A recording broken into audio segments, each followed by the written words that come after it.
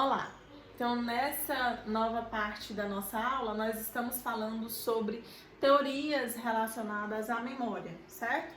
Então, a teoria evolucionista, ela fala o seguinte, que na primeira infância, as experiências que nós temos não são úteis por muito tempo, porque em termos de evolução, geralmente o que acontece é que na primeira infância, muitos adultos fazem muitas coisas por nós. Então, aquilo não vai ser muito utilizado mais pra frente, porque mais pra frente a gente vai precisar atuar sozinho no ambiente, digamos assim. Certo? Então, o que a teoria evolucionista fala é que vão haver essas grandes transformações em termos de evolução no que diz respeito a dependência e independência, certo? Então, na primeira infância, a criança ainda é mais dependente dos seus pais.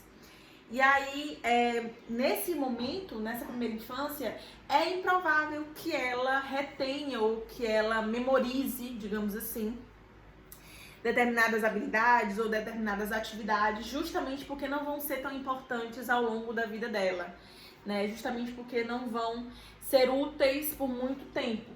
Que é o que essa teoria evolucionista fala, é que as habilidades ou a memória relacionada às habilidades vai se desenvolver a partir do momento que aquela habilidade, que aquela atividade, ela tiver uma utilidade no ambiente, né?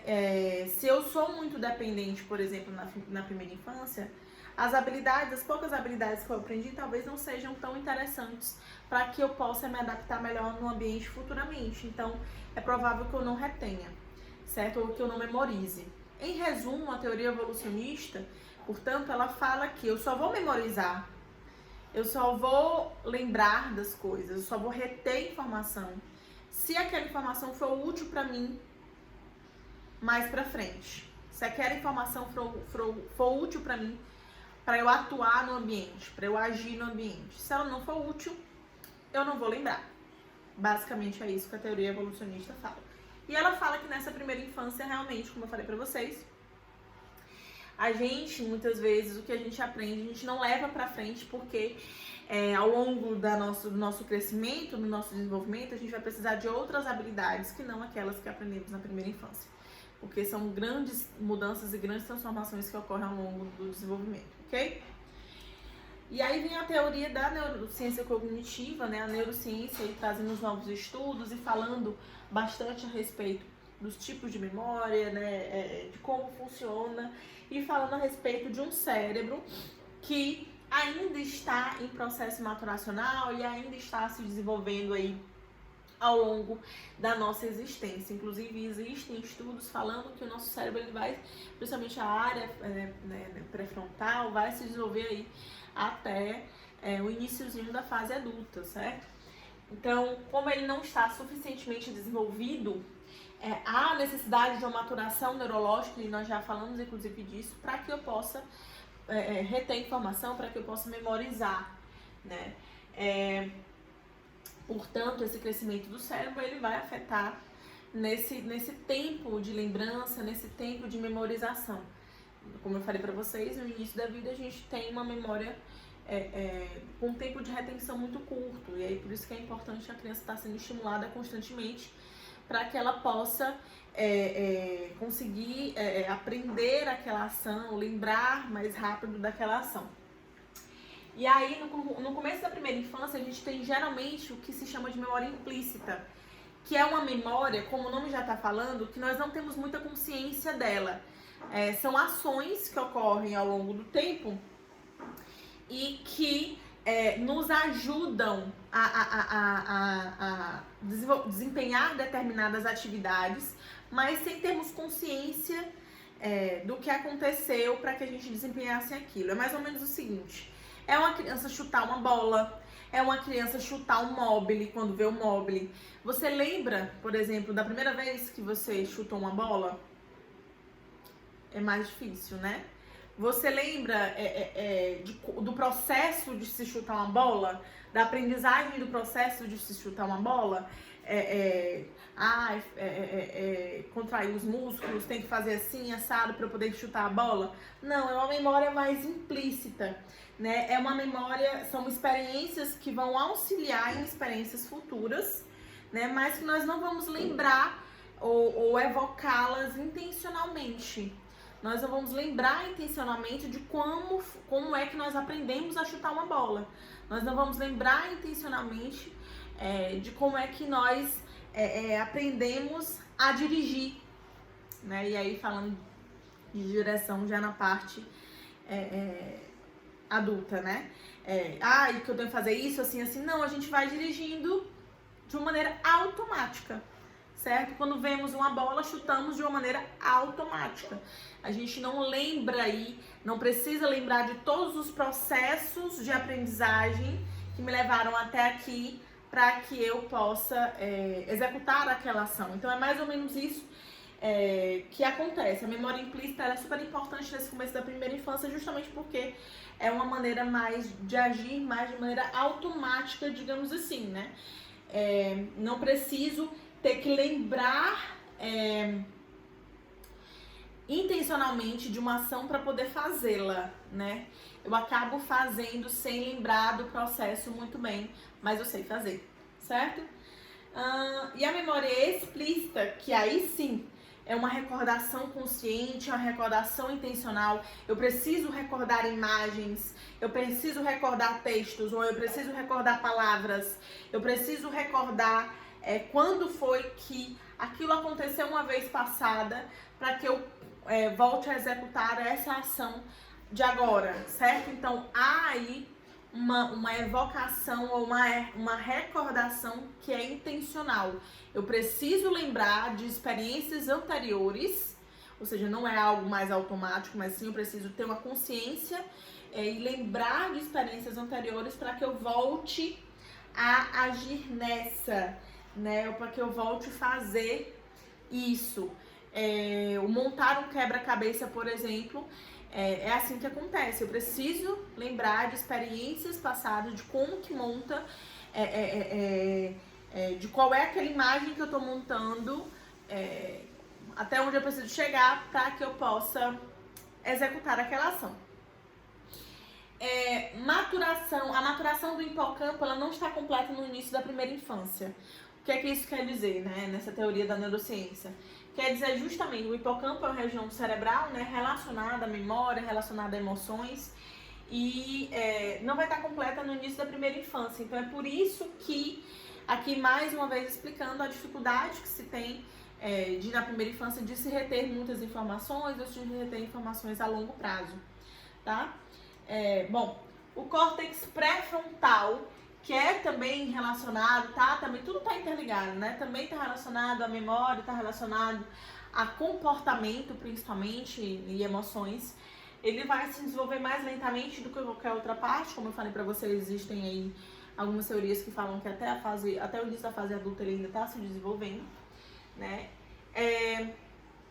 E com relação à capacidade para memória de trabalho, que é uma memória de curto prazo, né? Mas é uma memória que nos ajuda a operacionalizar ou a executar determinadas ações naquele momento, né?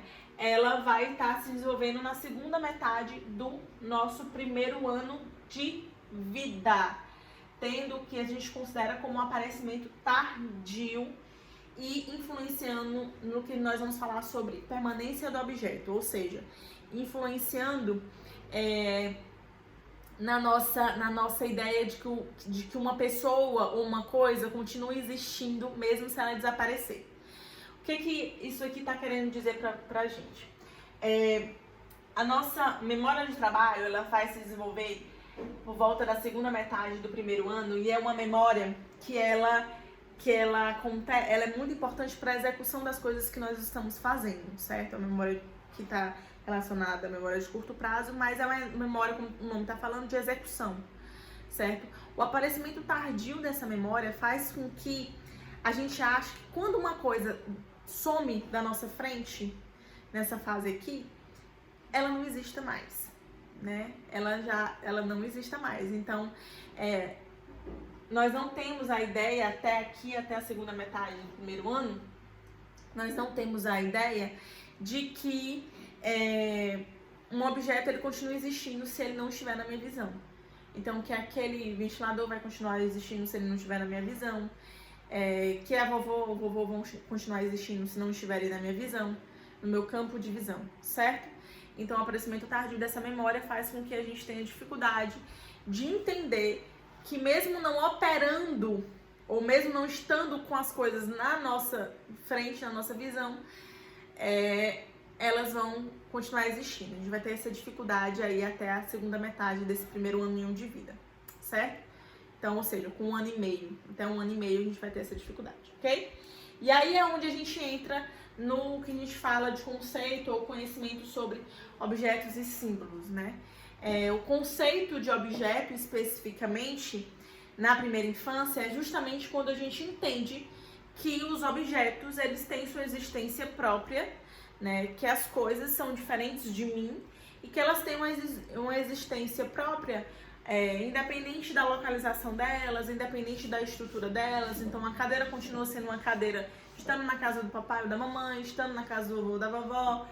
É uma cadeira porque tem 4 pernas, serve para sentar, então é uma cadeira, certo? Independente da sua forma, né, quadrada, redonda, com almofada, sem almofada, continua sendo uma cadeira, né? Isso é o conceito do objeto, né? Eu entender que o objeto ele continua existindo, na verdade, que ele tem sua existência própria, independente de onde ele esteja, independente das características dele, se é redondo, se é grande, se é baixo. Eu sei que aquilo é uma cadeira, certo? O conceito de objeto, ele, como acabamos de falar, devido aí até ao aparecimento tardio da memória de trabalho, a gente tem que esse conceito do objeto, ele tem um desenvolvimento cognitivo tardio, né? Ele, justamente por estar associado aí à memória de trabalho, que aparece tardiamente. Mas é mega importante esse conceito do objeto, ou essa percepção de que o objeto ele existe, ele tem sua característica própria, independente da forma, independente da localidade que ele está, independente da cor, né? É super importante para que eu consiga diferenciar eu dos objetos e das pessoas. Então, esse conceito do objeto é super importante para que eu, enquanto criancinha, eu diferencie. Eu sei que eu sou eu e a cadeira é a cadeira. Eu sei que eu sou eu e a mamãe é a mamãe. Mamãe, né? Eu já não me considero fazendo parte, por exemplo, né, da mamãe, extensão da mamãe. Eu sou eu, minha mãe é minha mãe, eu sou eu, meu pai é meu pai, eu sou eu e a cadeira é a cadeira, certo? Então, é super importante esse desenvolvimento dessa percepção que os objetos existem e que eles existem independente de mim, independente de onde estejam, independente das características que possuam, mas eles existem. É super importante para que eu consiga diferenciar esses objetos e essas pessoas de quem eu sou. E aí vai ser base, por exemplo, para que eu tenha uma autoconsciência de mim, né? De que eu existo no mundo, de que eu existo, que eu sou diferente de outras pessoas, de que eu existo, eu sou diferente de outros objetos, certo? Me ajuda, portanto, a ter uma visão mais ordenada da realidade. E dos aspectos desse conceito de objeto é o que nós chamamos de permanência do objeto, que eu acabei de falar para vocês. Que é a ideia, por exemplo, de que aquele objeto continua existindo mesmo que eu não esteja vendo. Então, que a cadeira da casa da vovó vai continuar existindo mesmo que eu não esteja na casa da minha avó. Que a casa da minha avó vai continuar existindo mesmo que eu não esteja lá. Então, como nós acabamos de falar, devido aí à maturação, à memória de trabalho, que é essa memória de execução, que é essa memória que está relacionada ao que nós estamos vendo e fazendo, como ela é tardia, o aparecimento dela é mais tardio, então o que acontece é que ela afeta nesse conceito de permanência do objeto e que até a segunda metade aí do nosso primeiro ano de vida a gente tem dificuldade de entender que as coisas continuam existindo, mesmo que elas não estejam na nossa visão. E é isso que nós vamos falar na nossa próxima aula, é sobre essa permanência do objeto. Mais ou menos com quanto tempo a gente consegue realmente entender que um objeto vai continuar existindo mesmo que a gente não esteja vendo, ou mesmo que a gente não esteja operando, né? Mesmo que a gente não esteja executando alguma coisa com ele. Isso nós vamos ver nas nossas próximas partes. Fiquem ligados que é super importante. Até lá!